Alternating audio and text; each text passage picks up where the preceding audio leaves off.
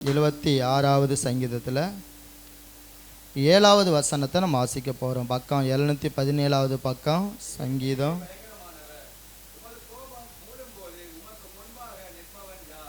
ஆமென். 76:7. நீரே பயங்கரமானவர், உமது கோபம் மூழும்போது உமக்கு முன்பாக நிற்பவன் யார்? ஆண்டவர் யார் என்பதை குறித்து நம்ம தியானிக்க போகிறோம். அவர் யார் என்பதை குறித்து தியானித்து நம்ம ஸ்தோத்திரம் பண்ண போகிறோம். கர்த்தாவே, இந்த வேலைகளுக்கு ஆண்டவரே உம்முடைய கரங்களை ஒப்பு கொடுக்கிறோம். இந்த வார்த்தை வழியாக நீங்கள் எங்களோடு பேசுங்க. நீர் யாராக இருக்கிறீர் என்பதை குறித்து நீங்களோடு பேசுகிறதுக்காக ஸ்தோத்திரம். ஆண்டவர் வந்திருக்கிற எல்லாரும் அதை கவனமாய் புரிந்து கொள்ள, அறிந்து கொள்ள, ஆண்டவரை விளங்கி கொள்ள கர்த்தர் நீங்கள் உதவி செய்ய வேண்டுமா நாங்கள் ஜெபிக்கிறோம். நாங்கள் ஆராதிக்கிற தெய்வம் எப்படிப்பட்டவராக இருக்கிறார் என்பதை அறிந்து கொள்ள உதவி செய்யுங்க. உங்கள் மகிமை இறங்கி வரட்டும், ஆளுகை செய்யட்டும், இயேசுவின் நாமத்தில் பிதாவே, ஆமென். எல்லாரும் கரங்களை தட்டி ஆண்டவரை மகிமைப்படுத்தாம ஆமென். ஸ்தோத்திரம் ஸ்தோத்திரம் ஸ்தோத்திரம். நீரே எப்படிப்பட்டவரா? பயங்கரமானவர். சொங்க பார்க்கலாம். நீரே பயங்கரமானவர், பயங்கரமானவர். அப்படி நம்முடைய தேவன் யார் அப்படின்னா பயங்கரமான ஒரு தேவன். ஆமென். நாம் ஆராதிக்கிற தெய்வம் எப்படிப்பட்டவரா? பயங்கரமானவர். நீரே எப்படிப்பட்டவரா? பயங்கரமானவர். உமக்கு கோபம் மூழும் போது உமக்கு முன்பாக நிற்பவன் யார்? ஆமென். அந்த பயங்கரமான தேவனுக்கு முன்பாக நிற்கிறவன் யார்? ஆமென். எந்த பார்வோனாக இருந்தாலும் முன்பாக நிற்க முடியாது. எந்த தரியூர் ராஜாவாக இருந்தாலும் முன்பாக நிற்க முடியாது. ஆமென். எந்த வல்லமைகளாலும் அவருக்கு முன்னாடி என்ன செய்ய முடியாதா? ஏன்னா அவர் யார்னா பயங்கரமானவர். சொல்லுங்க பார்க்கலாம். நீரே பயங்கரமானவர், பயங்கரமானவர். எப்படிப்பட்டவர்? பயங்கரமான தெய்வம். ஆமென். வல்லமை நிறைந்தவர். ஆமென். ஆமென். இன்னொரு வார்த்தை சொன்னா இவர் வல்லமை நிறைந்தவர். அல்லேலூயா, அல்லேலூயா. வல்லமைக்கு முன்பாக யார் என்ன செய்ய முடியும்? எதிர்த்து நிற்க. அது கோபம் மூழும் போது. எப்பவா? ஆண்டவருக்கு மாத்திரம் கோபம் வந்துருச்சுன்னா அவருக்கு முன்னாடி நிற்க யாராலும் முடியாது. இதே சங்கீதத்தில் 76 இந்த வார்த்தை சொல்லுது பாருங்களேன். 6வது வசனத்தை வாசிங்க. யாக்கோபின் தேவனே. இப்ப பாருங்க, இவருடைய கண்டிதத்தினால் ரதங்களும் குதிரைகளும் என்ன செஞ்சிச்சான்? உறங்கி விழுது. ரதங்களும் குதிரைகளும் உறங்கி விழுகிற அளவுக்கு என்ன அப்படின்னா, இவர் கண்டிச்சா எல்லாம் உறங்கி என்ன செஞ்சிடும்? அது ரதமா இருக்கலாம், அல்ல குதிரையா இருக்கலாம். ஆமென். சொங்க பார்க்கலாம். ரதமா இருக்கலாம், குதிரையா இருக்கலாம். இவர் ஒரு கண்டிச்சாருன்னா என்ன செய்யுது? உறங்கி கீழே விழுந்துடும். ஆமென். ஸ்தோத்திரம். அல்லேலூயா. சொல்றாரு பாருங்க. யாக்கோபின் தேவனே, உம்முடைய கண்டிதத்தினால் ரதங்களும் குதிரைகளும் உறங்கி என்ன செய்யும்? விழுந்தது. ஆமென். இவர் கண்டித்தா உடனே என்ன செய்யும்? விழுந்து போகும். ஆமென். நம்ம யாத்திராகம புஸ்தகம் 14ஆம் அதிகாரத்தில் இஸ்ரவேல் ஜனங்கள் கானானை நோக்கி போகும்போது முதல்ல அவங்க சந்தித்தது செங்கடல். ஆமென். செங்கடல் அவங்க ஆண்டவர் இப்போ அது மோசே இடத்துல சொல்லி ஆண்டவர் சொல்கிறாரு, உன் கோலை நீட்டு ரெண்டா என்ன செஞ்சிடும்? பிளந்துரும். அவங்க வழி விட்டு ஜனங்கள் வந்துடுவாங்கன்னு சொல்கிறாரு. அந்தபடி என்ன செஞ்சாங்கன்னா வழி நடந்து போயிட்டே இருக்கிறாங்க. ஆமென். பின்னாடி பார்வோன் படையும் என்ன செய்கிறான்? பின்தொடர்ந்து வந்துக்கிட்டே இருந்த போது என்ன நடந்துச்சு அப்படின்னா, அந்த சங்கீதம் யாத்திராங்க 14:24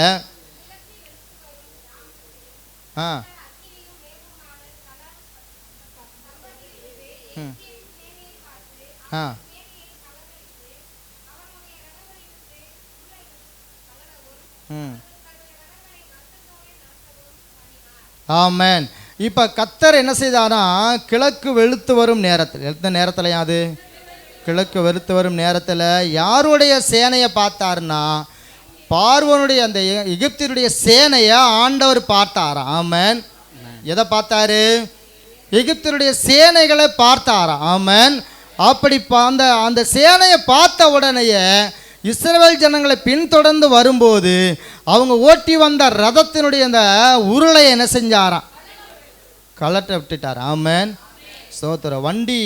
வண்டி மாடு போயிட்டே இருக்கும்போது அதில் ஒரு அச்சாணி என்ன செய்யும்?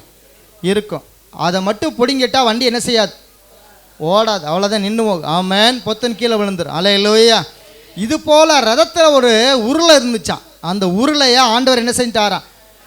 கலலை பண்ணாராம். உடனே அவங்க சொல்கிறான், அந்த பார்வோனுடைய படையில் இருக்கிறவங்க எல்லாம் சொல்கிறாங்க, இஸ்ரவேல் ஜனத்துக்கு விரோதமாக நம்மளை என்ன செய்கிறார் ஆண்டவர், நம்மளை யுத்தம் பண்ணுறாரு, அவங்களுக்கு விரோதமாக நம்மளோட யுத்தம் பண்ணுறாரு, நம்மளை கலங்கடிக்கிறாரு, நம்மளை வேதனைப்படுத்துகிறாரு, ரதத்தை வருத்தத்தோடு நடத்தும்படிக்கு கர்த்தர் என்ன செய்தாரா, அவங்கள கலங்கடிக்க ஆரம்பித்தார். ஆமென், அல்லேலூயா.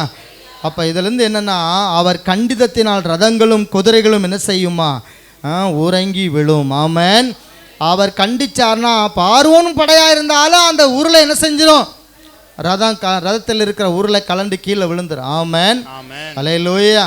இப்போ அவர் யார் என்பதை தான் நம்ம பார்க்க போகிறோம். ஆமென். நீரே பயங்கரமானவர். சொல்லுங்க பார்க்கலாம், நீரே பயங்கரமானவர். நீரே யார் அப்படின்னா பயங்கரமான தேவன். ஆமென். அவர் கோபம் மூழும்போது அவருக்கு முன்பாக நிற்பவன் யார்? அவருக்கு கோபம் வந்துருச்சுன்னா அவருக்கு முன்னாடி யார் என்ன செய்ய முடியாது, நிற்க முடியாது. ஆமென்.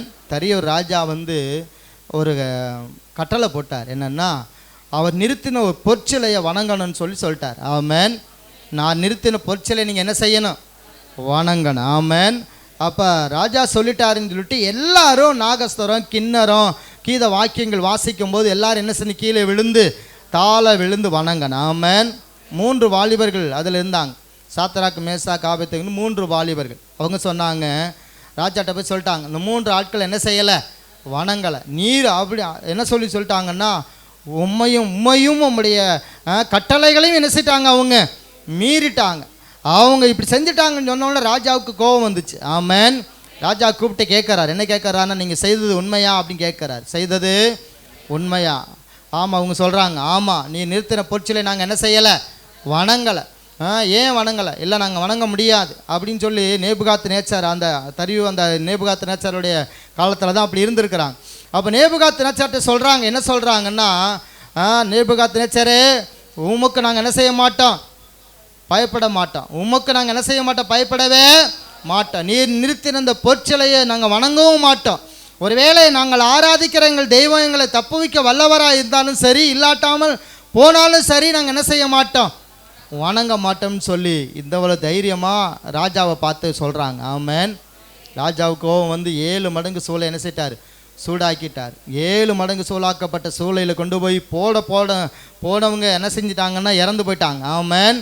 ஆனால் போட்ட 3 பேர் என்ன செய்யலை, சாகவே இல்லை. என்ன காரணம் அப்படின்னா, அங்கே என்ன அனுப்பினார், ஏசி என்ன செய்யிட்டார், 7 மடங்கு சூடாக்கப்பட்ட அந்த சூளையில் ஏசி என்ன செய்யிட்டார்.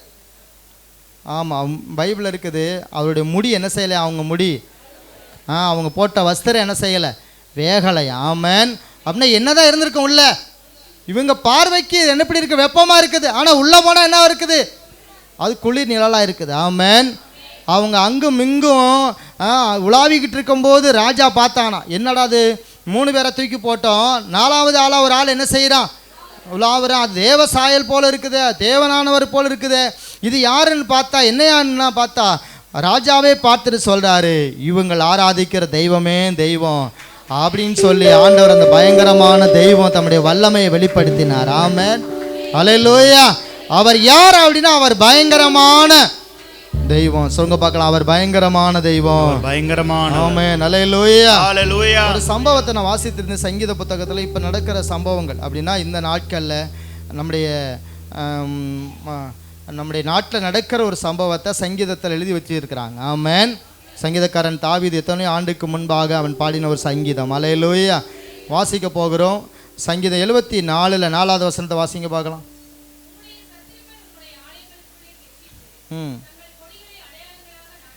போதும். உம்முடைய சத்துருக்கள் உம்முடைய என்ன செய்கிறாங்கன்னா, ஆலயங்களுக்குள்ளே கெர்ச்சித்து தங்கள் கொடிகளை என்ன செய்கிறாங்களா, அடையாளங்களாய். உத்தரப்பிரதேசத்தில் நடந்த ஒரு உண்மை சம்பவம். ஒரு ஆலயத்தில் மேலே ஏறி அந்த சிலுவையில் கொண்டு போய் என்ன செய்யிட்டாங்கன்னா,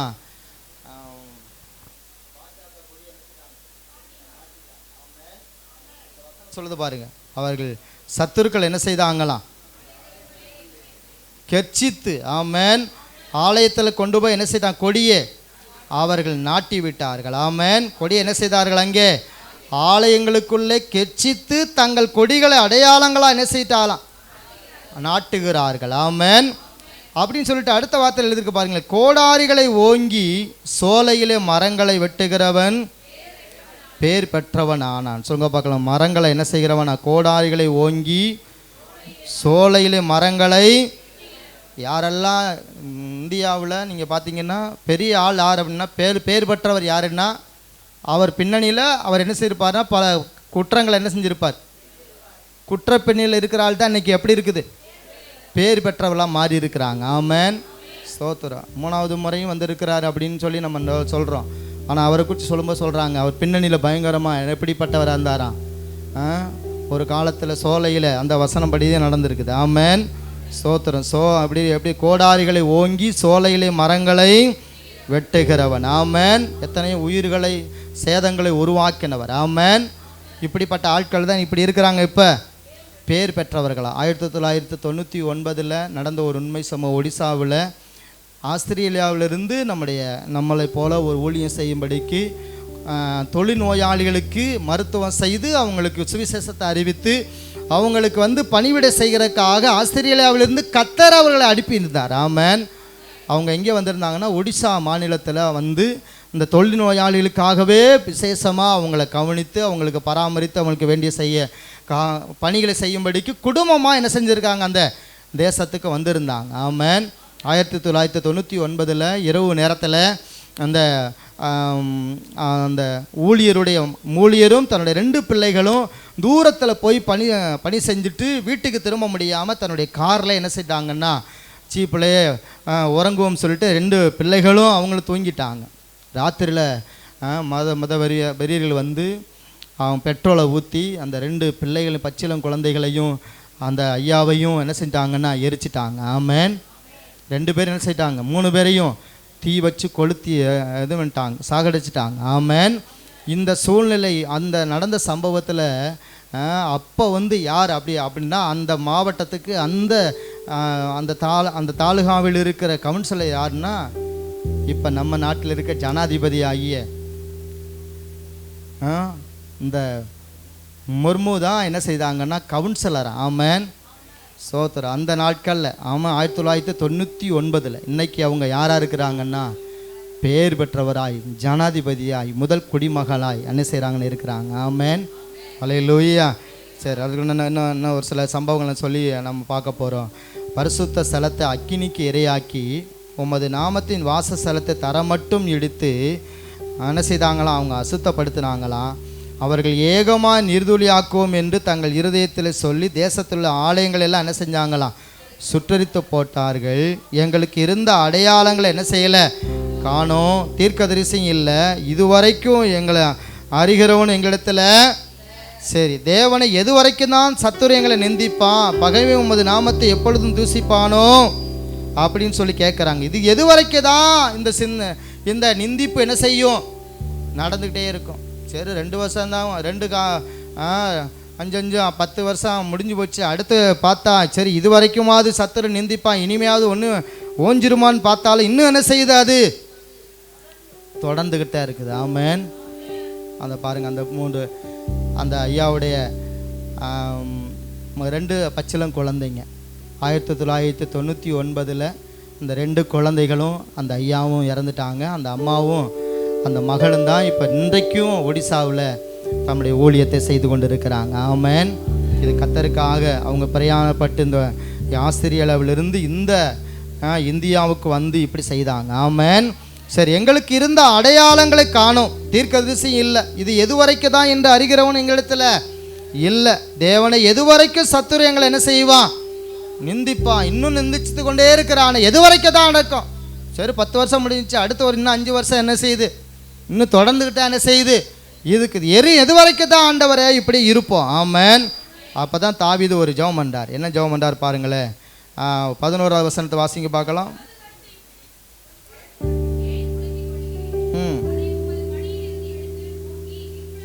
சொல்லுங்க பார்க்கலாம். உமது வலது கரத்தை ஏன் முடக்கிக் கொள்கிறே. சில நேரங்களில் சில சம்பவம் நடக்கும் போதெல்லாம் நீங்கள் சொல்லணும், ஏன் ஆண்டவரை வலது கரத்தை என்ன செய்கிறீங்க, அதை உமது மடியிலிருந்து எடுத்து ஓங்கி என்ன செய்யுங்க, சொல்லுங்க பார்க்கலாம், ஓங்கி என்ன செய்யுங்க, நிர்மூலமாக்குங்க. ஆமென். அப்போ ஆண்டவர் சில நேரங்களில் பயங்கரமான தேவனாக இருந்து ஓங்கி என்ன செய்வாராம்? நிர்மூலமாக்குவார். சொல்லுங்க பார்க்கலாம், ஓங்கி நிர்மூலமாக்கும். ஆமாம், நமக்கு விரோதமாக எழும்புகிற எந்த வல்லமையாக இருந்தாலும் அதற்கு விரோதமாக ஓங்கி நீங்கள் என்ன செய்யுங்க? நிர்மூலமாக்குங்க. அது செய்வனையாக இருந்தாலும் மாந்திரிகமாக இருந்தாலும் எதுவாக இருந்தாலும் ஓங்கி நீங்கள் என்ன செய்யுங்க? ஏன் ஆண்டவரை வலது கரத்தை முடக்கி வைக்கிறீர்? ஆமென். எது வரைக்கும் தான் இந்த சத்துரு எங்களை நிந்தித்து கொண்டே இருப்பான்? எது வரைக்கும் தான் இது தொடரும்? எது வரைக்கும் தான் இப்படி நடந்துக்கிட்டே இருக்கும்? ஆமென். இதுக்கு ஒரு முடிவு இல்லையா அப்படின்னு சொல்லி சங்கீதக்காரன் தாவீது கேட்குறான். ஆமென். நீங்கள் ஓங்கி என்ன செய்யுங்க? நீங்கள் உமது வலது கரத்தை நீட்டி நிர்மூலமாக்குங்க ஆண்டவர். ஆமென். ஸ்தோத்திரம். அல்லேலூயா. ஒருவேளை அவங்களை நிந்திக்கிறவங்க தொடர்ந்து கொண்டே இருக்கலாம், ஒருவேளை பரியாசம் பண்ணுறவங்க தொடர்ந்து கொண்டே இருக்கலாம். நீங்கள் சொல்லணும், ஆண்டவரே உங்களுடைய கையை என்ன செய்யுங்க? நீட்டி நிர்மூலமாக்குங்க. ஆமென். சொல்லுங்க பார்க்கலாம், உமது கையை நீட்டி நிர்மூலமாக்கும். ஆமாம். ஏன் நீங்கள் முடக்கி வச்சிருக்கிறீங்க? எது வரைக்கும் தாப்பா இது? ஆமென். அல்லேலூயா. அப்போ ஓங்கி என்ன செய்யுங்க? நீங்கள் நிர்மூலமாக்குங்க. ஆமென். கர்த்தர் நிர்மூலமாக்குவார். அல்லேலூயா. அதான் அவருடைய கண்டிதத்தினால் ரதங்களும் குதிரைகளும் என்ன செஞ்சிச்சா? முறிந்து கீழே விழுந்தது. ஆமென். இது போல தான் கர்த்தர் செய்ய ஆரம்பிப்பார். அல்லேலூயா. அவர் பயங்கரமான தேவன். சொல்லுங்க பார்க்கலாம், அவர் பயங்கரமான தேவன். ஆமென். தேவன் நீரே பயங்கரமானவர். ஆமென். அப்ப பயங்கரமானவர் தம்முடைய வலது கரத்தை நீட்டி அவர் நிர்மூலமாக்க முடியும். ஆமென். ஆமென். அல்லேலூயா. அல்லேலூயா. அது பார்வோனா இருக்கலாம், இல்ல நேபுகாத் நேச்சரா இருக்கலாம், இல்ல யாரா இருந்தாலும் அவர்களுக்கு விரோதமா என்ன செய்வாராம்? எழும்பி நிர்மூலமாக்குவார். ஆமென். ஆமென். இந்த சங்கீதத்தில் 76வது சங்கீதத்தில் 12வது வசனத்தில் பிரபுக்களின் ஆவியை அடக்குவார், பூமியின் ராஜாக்களுக்கு அவர். யாருக்கா? இப்ப இருக்கிற ராஜாக்களுக்கு எப்படி இருக்கிறாரா? அவர் தான் பயங்கரமானவர். ஆமென். ஆமென். நம்ம ஒருவேளை இவர் தான் பெரியவர் அப்படின்னு நினைச்சிட்டு இருப்போம். ஆமென். பூமியின் ராஜாக்களுக்கு அவர் எப்படிப்பட்டவர்? பார்வோனா இருந்தாலும் அவருக்கு எப்படி இருக்கிறார்? அவர் பயங்கரமானவர். தரியுவா இருந்தாலும் அவருக்கு எப்படி இருக்கிறார்? அவர் பயங்கரமானவர். ஆமென். ஸ்தோத்திரம். தரியு காலத்தில் தான் எது தானியேலை தூக்கி சிங்கங்களின் கவியில் என்ன செய்தாங்க? போட்டாங்க. தரியூர் ராஜா வந்து சொல்கிறாரு, இந்த மாதிரி பத்திரத்தில் கையெழுத்து போட்டாச்சு, எப்படியாவது இந்த தானியேலை தூக்கி என்ன செய்யுங்க? சிங்கங்களின் கெபியில் போடுங்கன்னு சொன்னபோது ஆண்டவர் சொன்னபடியே கட்டளையிட்டபடி என்ன செய்தாங்க? நடந்துருச்சு. ஆனால் ஆண்டவர் என்ன செய்தார்னா தூதனை அனுப்பி அங்கே சிங்கங்களின் வாயை என்ன செய்தாரா? கட்டி போட்டார். ஆமென். அப்போ பயங்கரமான பூமியின் ராஜாக்களுக்கு எப்படி இருக்கிறார் அவர்? ஒருவேளை தரியும் ஒருவேளை சொல்லலாம், இந்த மாதிரி சிங்கங்களின் கெபியில் என்ன செய்யுங்க? போடுங்கன்னு. ஆனால் அவருக்கு ஒரு பயங்கரமான ஒரு தெய்வம் என்ன செய்கிறாரு? வாயவே கட்டி போடுற ஒரு தேவன் இருக்கிறார். ஆமென்.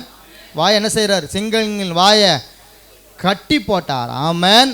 அவங்க நினச்சாங்க தானியேல் எலும்பெல்லாம் நொறுங்கி ஒரு மாம்சம் என்ன செய்யாது? இருக்காது அப்படின்னு தான் நினச்சாங்க. ஆமென். ஆனால் தரியூர் ராஜா போய் தானியேலை கூப்பிடும்போது இப்படி கூப்பிட்றார், நீ இடைவிடாமல் ஆராதிக்கிறவன் தேவன் உன்னை தப்புவிக்க வல்லவராக இருந்தாரா அப்படிங்கிறார். ஆமென். அப்போ இந்த தேவன் யார் என்றால் பயங்கரமானவர். ஆமென். ஆமாம். சிங்கங்களின் வாயை கூட கட்டி போடும் அவரால் வல்லமையுள்ள தேவன் தான் நம்முடைய தெய்வம். ஆமென். இப்படிப்பட்ட ஒரு பயங்கரமான தெய்வத்தை தான் நம்ம என்ன செய்கிறோம்? ஆராதிக்கிறோம். அப்போ நமக்கு உள்ள இருக்கிற பயங்கரமானவர். ஆமென். பூமியின் ராஜாக்களை என்ன செய்கிறவர்? அவர் ராஜாக்களுக்கு அவர் பயங்கரமானவரா? யாத்திராக 34ஆம் அதிகாரத்தில் யாத்திராக 34:10 இப்படி எழுதியிருக்குது, செங்கடலுக்கு முன்பாக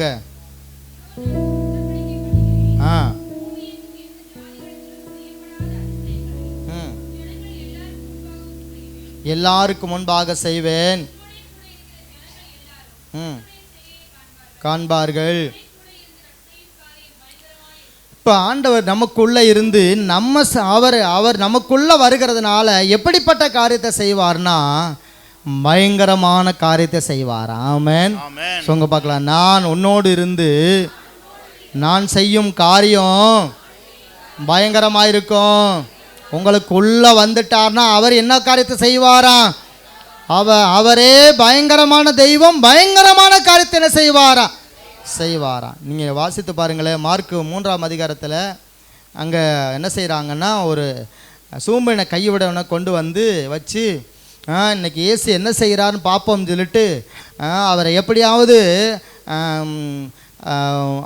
அவரை வந்து தன்னுடைய வலைக்குள்ள அகப்படுத்தணும், அவரை குற்றப்படுத்தணும், அவரை எப்படியாவது குற்றம் கண்டுபிடிக்கணும், ஏதாவது ஒன்று செய்யணும்னு சொல்லி எல்லாரும் கூடி வந்து என்ன செய்கிறாங்கன்னா கூடி வந்திருக்கிறாங்க. அந்த மார்க் 3ஆம் அதிகாரத்தில் 1வது வசனத்தை வாசிங்களே.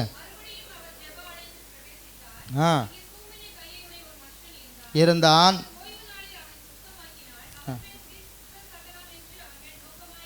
இப்போ எல்லாரும் என்ன நோக்கமாக இருக்கிறாங்கன்னா இவர் மேலே என்ன செய்யணும், குற்றம் சாட்டான், எப்படியாவது குற்றம், இவர் வந்து கண்டிப்பாக இந்த கையை என்ன செய்வார், அவர் சுகமாக்குவார் அப்படின்னு தெரியும். இவன் மேலே ஒரு குற்றம் சாட்டன்னு சொல்லி என்ன செய்கிறாங்கன்னு கொண்டு வந்து வச்சுட்டு இருக்கிறத இயேசு அறிந்து தம்முடைய ஆவியில் அறிந்து என்ன செஞ்சிட்டாருன்னா கோபம் கொண்டு அந்த சூம்பின கையுடன மனுஷனை பார்த்து உன் கையை என்ன செய்ய நீட்டுன்னு சொன்னாராம். உடனே என்ன செஞ்சிச்சான், அது மறுகையை போல சொஸ்தமாயிட்டான். ஆமென். அவர் கோபம் மூழும்போது அவருக்கு முன்பாக நிற்பவன் யார்? ஆமென். அவருக்கு கோபம் வந்து தான் சொல்கிறாரு உன் கையை என்ன செய்யி. எல்லாரும் வந்து என்ன செய்கிறாங்க, என்ன செய்வார்னு பார்த்துட்டு இருக்கிறாங்க. நீ உன் கையை என்ன செய்யி, நீட்டு உடனே என்ன செஞ்சிருச்சு, சுகம் ஆயிருச்சு. ஆமென். அல்லேலூயா. அப்போ நம்மளோடு இருந்து ஒரு பயங்கரமான காரியத்தை என்ன செய்ய போகிறாரு, நம்ம பகுதியில் செய்ய போகிறார். ஆமென். உங்களுக்குள்ளே இருந்த பயங்கரமான காரியத்தை என்ன செய்ய போகிறாரு. அப்போ அவர் யாருன்னு மட்டும் நம்ம என்ன செய்யணும், அறிந்து கொள்ளணும். ஆமென். அவர் பயங்கரமான தெய்வம். ஆமென். அவர் நீரே எப்படிப்பட்டவர், பயங்கரமானவர். நீர் உமக்கு கோபம் மூழும்போது உமக்கு முன்பாக நிற்பவன், அது பார்வனாக இருந்தாலும் தரிவாக இருந்தாலும் நேபுகாத் நேச்சாராக இருந்தாலும் அகாஸ்வர் ராஜாவாக இருந்தாலும் யார் என்ன செய்ய முடியாது, அவருக்கு முன்னாடி நிற்க முடியாது. ஆமென். அவர் பயங்கரமான தேவனாய் நமக்குள் இருக்கிறார். ஆமென். அப்போ இப்படிப்பட்ட ஒரு தெய்வத்தை தான் நம்ம ஆராதிக்கிறோம். அல்லேலூயா. அதனால நம்ம நினைக்கிறோம் நமக்குள்ள பயங்கரமான தெய்வம் இருக்கிறார். ஆமென். ஆமென். சோதரம். செங்கடல் 2ஆய் பிளந்தது, எந்த ஜாதியிடத்தும் செய்யப்படாத அதிசயம். யோர்தான் பின்னிட்டு திரும்பினது, எந்த ஜாதியிடத்தும் செய்யப்படாத அதிசயம். ஆமென். ராகேல் அப்படி சொல்கிறாங்க. எப்படி சொல்கிறாங்கன்னா உங்கள் தேவனை போல் ஒரு தேவன் பூமியில் இல்லை என்று சொல்லுகிற அளவுக்கு கர்த்தர் என்ன செய்தார்னா அவர் பயங்கரமான தேவன் என்று விளங்க பண்ணினார். ஆமென். ஆமென். அல்லேலூயா. அல்லேலூயா. அப்போ நம்முடைய தேவன் பயங்கரமான தேவனை ஆராதிக்கிறதுனால நம்ம எதை கண்டு என்ன செய்யக்கூட பயப்பட கூடாது. எனக்குள்ளே இருக்கிறவர் பயங்கரமானவர். ஆமென். சின்ன காய்ச்சி அடித்தாலும் நமக்கு என்ன வருது, ஆமென், காய்ச்சி அடிக்குது. ஆமென். ஸ்தோத்திரம். அல்லேலூயா.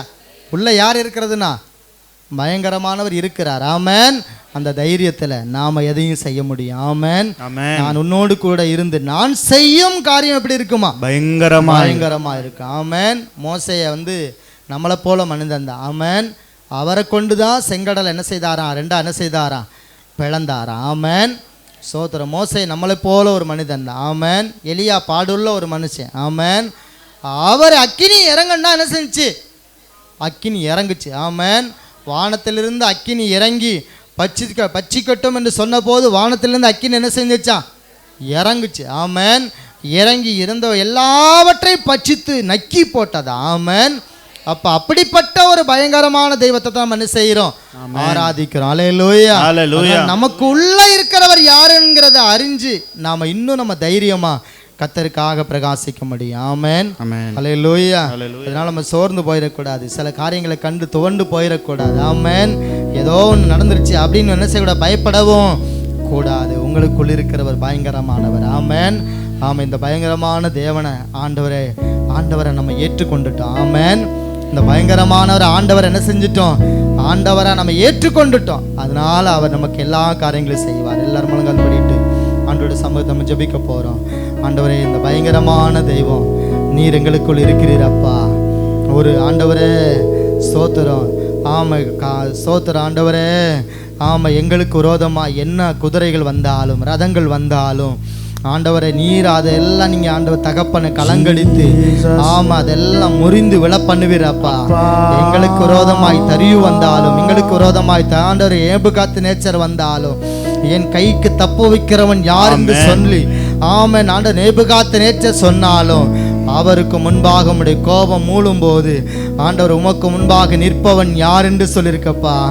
ஆண்டவர் பார்வோனும் முன்னாடி நிற்க முடியாது, நேபுகாத்து நேச்சாரும் நிற்க முடியாது ஆண்டவரை, எந்த ஆண்டவர் அந்நிய வல்லமையானாலும் நிற்க முடியாதப்பா. ஆமாம், நீர் பயங்கரமான தேவனா எங்களுக்குள் இருக்கிறீர் ஆண்டவரே. ஆமாம், உம்முடைய கண்டிதத்தினால் ரதங்களும் குதிரைகளும் முறிந்து விழும் என்று சொல்லியிருக்கப்பா. ஆமாம், பூமியின் ராஜாக்களுக்கெல்லாம் நீர் பயங்கரமான தேவனா இருக்கிறீர் அப்பா. அப்படி சோத்திரம் பண்ணுங்க பார்க்கலாம். பூமியின் ராஜாக்களுக்கு அவர் பயங்கரமானவர். நம்முடைய பகுதிக்கு ஒருவேளை பயங்கரமான ஆளாயிருந்தாலும் கர்த்தர் பயங்கரமான தேவனா இருக்கிறாரு. எல்லாம் சொல்லுங்க பார்க்கலாம். ஆண்டவரே, ஒரு பயங்கரமான தேவன் எனக்குள் இருக்கிறு, வல்லமை நிறைந்த தேவனா எனக்குள்ள இருக்கிறு. ஆமா, சோத்திரம், குதிரைகளும் ரதங்களும் ஆண்டவரை முறிந்து விழத்தக்கதாய் ஆண்டவரே பயங்கரமான தேவனா எங்களுக்குள்ள உமக்கு சோதரப்பான்னு சொல்லுங்க பார்க்கலாம். சோதரம் சோதரம் சோதரம் சோதரம். ஓ ராஜா, ராஜா பிறப்புகளின் ஆவியினர் அடக்குகிறவ. ஓ, இந்த உலகத்தில் இருக்கிற எந்த ஆவிகளா இருந்த ஆவிகளினர் அடக்குகிறவ. ஓ, உங்க வல்லாண்டவர், உங்க வல்லமைக்கு முன்னாடி எந்த வல்லமையும் செயல்பட முடியாது. ஓ ராக்கா தூரமல சந்தரபலபா, எங்களுக்கு பயங்கரமான தேவனா இருக்கிறீரே. சோதரப்பான்னு சொல்லுங்க பார்க்கலாம். சோதரம் விரோதமாய் செய்வனையாயிருந்தாலும், மாந்திரகமாயிருந்தாலும், வன்கனாயிருந்தாலும், எரிச்சலா இருந்தாலும், ஆம நீர் நீ ஆம பயங்கரமான தேவன் என்று சொன்ன பயங்கரமான தேவன் நமக்குள்ள இருக்கிறதுனால அதெல்லாம் அழிந்து போகும், அதெல்லாம் அழிந்து போகும். எல்லாம் சொல்லும், உங்களுக்கு விரோதமா எழும்புகிற எதுவானாலும் ஆமா சொல்லுங்க பார்க்கலாம். ஏன் ஆண்டவரே உம்முடைய வலது கையை முடக்கி வைக்கிறீ? எது வரைக்கும் நாங்க ஆண்டவரே ஆமா சத்துரு எங்களை நிந்திப்பா? எது வரைக்கும் ஆண்டவரை தூசிப்பா? எது வரைக்கும் ஆண்டவர் இது நடக்கும்? ஆமா, நீர் உம்முடைய வலது கையை ஏன் முடக்கி வைக்கிறீ?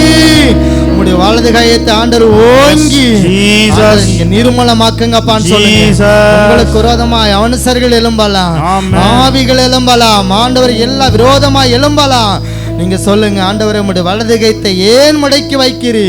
உம்முடைய வலது கரத்தை நீட்டுங்கப்பா, ஓங்கி நிர்மலமாக்குங்க ஆண்டவர் சொல்லுங்க, ஓங்கி நிர்மலமாக்குங்க. கோடாரிகளை கொண்டு ஆண்டவரே மரங்களை வெட்டுகிறவன் பேர் பெற்றவனா இருக்கிறான் சொல்லிருக்கப்பா. ஆம் ஆண்டவரே, கோடாரிகளை கொண்டு மரங்களை வெட்டுகிறவர்களை போல் இருக்கலாப்பா, ஆனாலும் அவர்களை ஆண்டவரை நீர் நிர்மலமாக்குகிற தெய்வப்பா. ஓ ரப சந்தல ரபலதலரரா ஆமன் ரிபல சந்தர பலதரரரா. ஆமென், ஹல்லேலூயா. ஓ ரிபல சந்தர பலபதலரரரா. உம்மையே நான் நேசிப்பேன், உம்மையே நான் நேசிப்பேன், உன்னதரே இயேசுயா பாதம் அமர்ந்து ஆராதிப்பேன், வசனம் தியானித்து மகிழ்ந்து.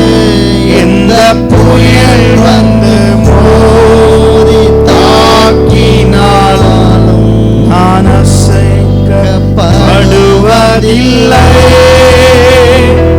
எந்த புயல் வந்து மோதி தாக்கினாலும் நான் அசைக்கப்படுவதில்லை,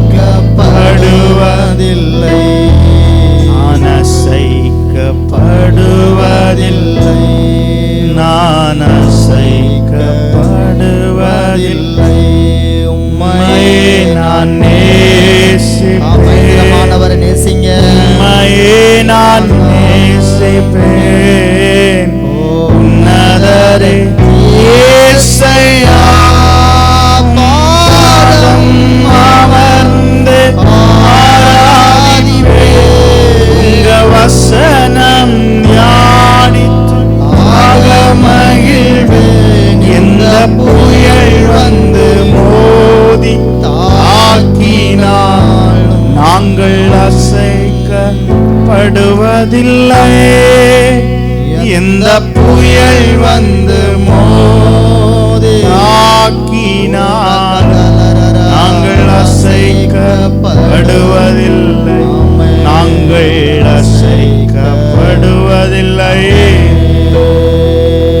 எந்த புயல் வந்தாலும், எந்த மாதிரிங்க வந்தாலும், எந்த செய்வனை ஆனாலும், எந்த பார்வோன் ஆனாலும், எந்த நேபுகாத்நேச்சர் ஆனாலும், ஆமாம் அகஸ்வர் ராஜாவானாலும், ஆமாம் ஒன்றும் தேவனுக்கு முன்பாக ஆமாம் நிற்பவன் யார்?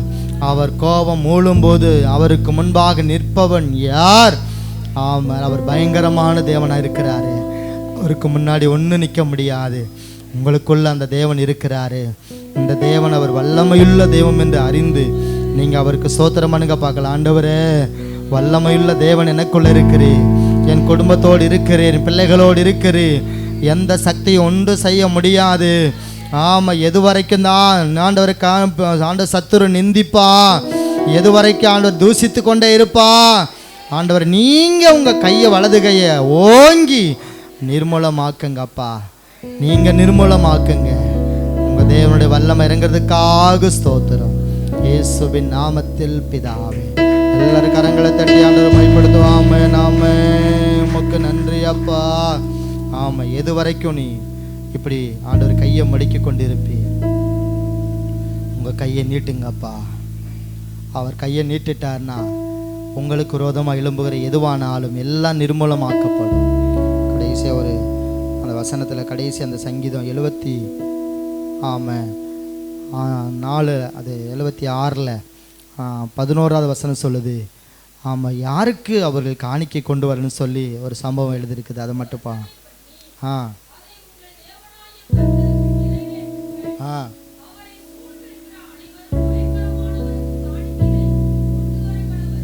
ஆமென். அவரை சூழ்ந்திருக்கிற யாவரும் யாருக்கு காணிக்கை கொண்டு வரணும்னா பயங்கரமானவருக்கு. ஆமென்.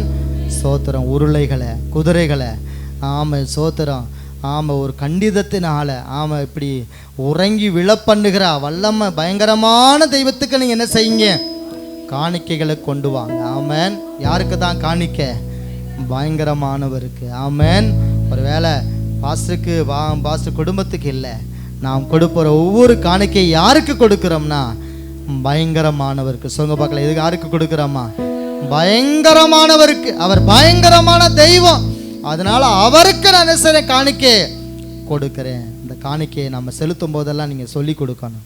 ஆண்டவரே, உமக்கு நான் கொடுக்குறேன். ஆமென். ஆமாம், பயங்கரமானவருக்கு கொடுக்குறேன். அல்லேலூயா. அப்படி நீங்கள் கொடுக்கும்போது கடவுள் நிச்சயமாய் ஆமாம் அதை கனப்படுத்தி உங்களுக்கு நன்மைகளை என்ன செய்வார்? அவர் அருளுவார். ஆமென்.